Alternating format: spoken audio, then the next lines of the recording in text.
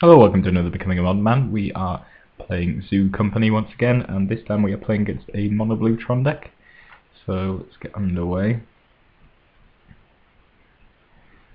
See if we can just bring up our opener. So here's our opener. Obviously not a keep. We've got our one basic mountain that's in the deck, and although we can play these bulks, we can't really play anything else. So that's definitely a mulligan. This hand is kind of slow. Well, it's very slow. Not really doing anything until turn 3, which is definitely not what this deck wants to do. But I decided to run with it. At the very least, we've got a good late game, so just ran with this particular hand. Just going to lead off with the Windswept Heath. I'm not going to crack it because I'd like to increase third land, because if we don't draw a third land, we'll be way behind. Let's play the on blue Tron. After putting it as a mind into an island. We find our third land on turn 3, which is good. Going to crack our fetches and run out the smiter. Can't be countered, which is awesome. That's particularly good in this matchup, just because it can't be condescended or remanded or whatever. And it also is a pretty huge threat. Opponent plays Anticipate in response. This isn't really a card that I paid much attention to when it came out, but I guess it's better than Telling Time. Interesting inclusion. I'm not sure if I play it in mono blue Tron, but I suppose it is a way of sort of digging closer into your lands and etc. So possibly worth a try. It's something I probably need to consider a little bit more. But yeah, that's definitely sticking. Second fall, we find our fourth land, which is good. We've got access to collected company mana now. Just going to run out our second smiter though, for opponent on a 2. So he's forced to have an answer. He finds Tron, which is not great for us, and Sundering Titan, which is even worse. It's going to be able to blow up all our lands except our fetch, so I'm going to keep that uncracked. But yeah, we're going to go down pretty badly. He loses island though, which is, you know, vaguely positive, and we have to deal with this Sundering Titan, so it's going to force his hand on this one. Search for the Sacred Foundry, so that's the land I least care about. Path to Exile, his Sundering Titan. He's going to be able to blow up us Sacred Foundry, but we're going to attack for 8. And we do have a forest to follow it up at least. So he's dead next turn. Something. He has all the mana in the world though, so there's a reasonable chance he can. He also finds a blue source, which I kind of hoped he wouldn't. We draw Mesa. That repeals the second smiter, so I'm only going to be able to get in for 4 this turn. We just got to hope that he doesn't have. So cracks a map to get a tower. There's a second tower and has Mindslaver, which means he's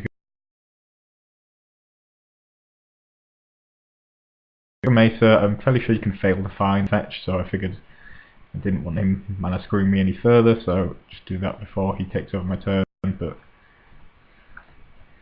obviously nothing going on in my turn, not attacking. Quick has the first, repeals the smiter, map, cracks the map for Academy Ruins, I believe, and I just concede. He's got the Mindslaver lock basically. He can play Academy Ruins, then start putting Mindslaver back on the top of his library, and repeatedly crack it, take over my turn, so I never get my turn back. He just needs to find a way to win the game somewhere or other, but he's just got enough time for that to happen. I don't see what we can do about that really. And with him taking over our turn, we're not going to have much choice about it. So yeah, I decided to concede there. Could have played that out for you to see, but would have been fairly dull. I imagine it's just him taking my turn over and over and over again until he can figure out a way to properly kill me through that. So yeah, not the best. I think we kind of got punished for our slightly slow start, but it was very close at the very least. So let's go on to game 2.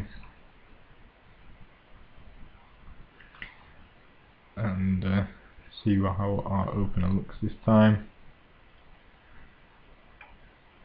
So this hand's not the most exciting, but it is decent. Pride Mage is good. Also can potentially blow up things like Oblivion Stone and things that if they're going to try and drop them. So this is a nice answer to some of the things they can drop, and it's a good aggressive threat as well. So it is just about keepable, I would say. Possibly not as aggressive as we would like, but I think we are happy enough to run with it. After Exile again, kind of want to side them out, but at the same time we need an answer to things like Sundering Titan, Platinum Angel, Wormcoil Engine, the various threats they have, so Path being one of the best answers, we can't really afford to side. Just going to lead off with the Wooded Foothills, front leads with a tower. We're going to search up a Temple Garden, I imagine. Yep. We're just going to run out the Pride Mage here. Off a Stomping Ground. That's a Dismember, which is slightly surprising. I've run out of Goyf, who has a second Dismember.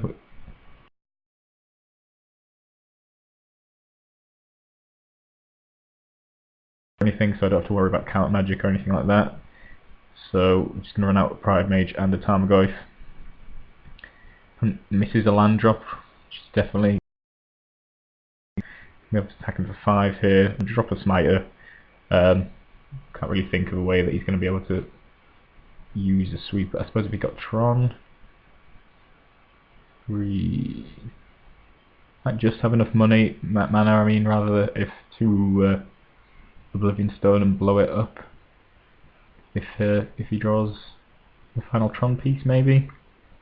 So maybe we could have played more conservatively, but I just want to kill him as fast as possible, and I don't think that seems like a particularly likely play. But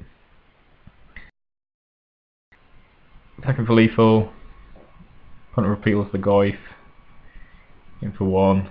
Going to replay the Goyf again. We could have kept these thick cards in hand, try and rebuild if he does find some sort of sweeper or something, but we've got the Smiter as well, so I'm feeling reasonably happy just running out the Goyf again. Unfortunately, our opponent isn't able to find anything, and we managed to pick up the win, so that went fairly well. Managed to put in some early aggression, opponent stumbled to pick up the win there. So let's go on to game 3, see if we can repeat that success.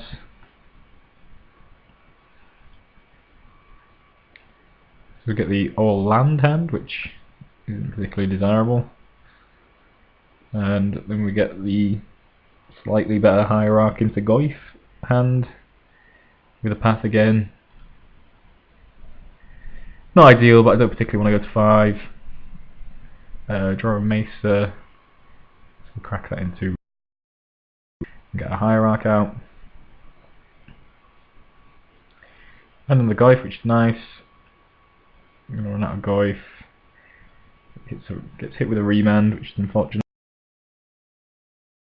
Unfortunately, he's not going to Tron it particularly quickly by the looks of it, and just going to attack him for 1 with the Hierarch, because why not?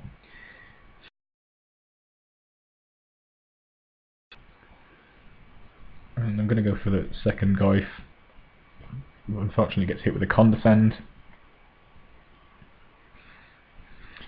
Which is unfortunate, but it does grow our own Goyf, which is fortunate.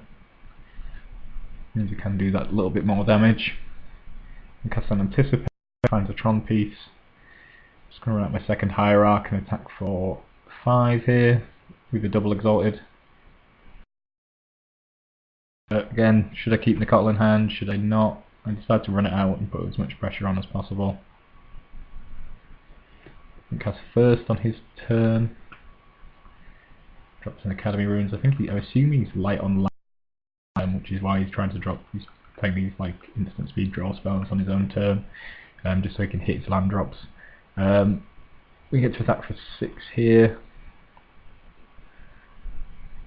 Your opponent down to 8. That's the turn. Actually, our opponent finds an Oblivion Stone. Close up all our guys. Fortunately we drew a smiter to apply some additional pressure. Our opponent has to dismember to deal with it. It goes down to 4. I was feeling fairly comfortable with our position.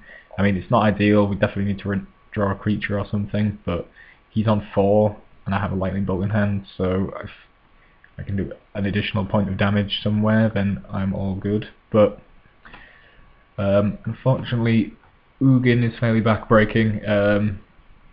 There's just not a lot we can do about him. He just kills everything. We don't really have anything with haste in our deck, so there just isn't much we can do to answer this guy, and he's going to take over the game. So yeah, that's pretty much it. I think we could have probably dealt with most of the other sort of Tron bombs thanks to Path. Could deal with a Platinum Angel, could deal with a Sundering Titan, just about, I imagine. But Ugin is a bit too much for us. Drawing to Thalia there, but not going to make any difference. And their opponent's got an Expedition map, so he can start making even more ridiculous mana. If he ever finds his Mindslaver, then I'll never take another turn. But I think Ugin in itself was probably enough to just win him the game eventually. He's just going to +2 it and just kill me off with the 3 damage a turn. So yeah, unfortunately just about lost out there. Tron is definitely a match we want to be winning. Zoo definitely should be winning against these sort of slow dirtling decks that take a bit of time to get the setup. Should be aggressive. Because this deck's slightly slower, I suppose, I think it's maybe slightly less advantaged against the Tron deck. But there is some good cards. Smite is particularly good. It runs around counters, and you do have ways to deal with Tron. And if you get a good aggressive start and they struggle a little bit, then you should be fine. But yeah, a little disappointed to lose out to Mono Blue Tron. Definitely a game I would have wanted to be winning.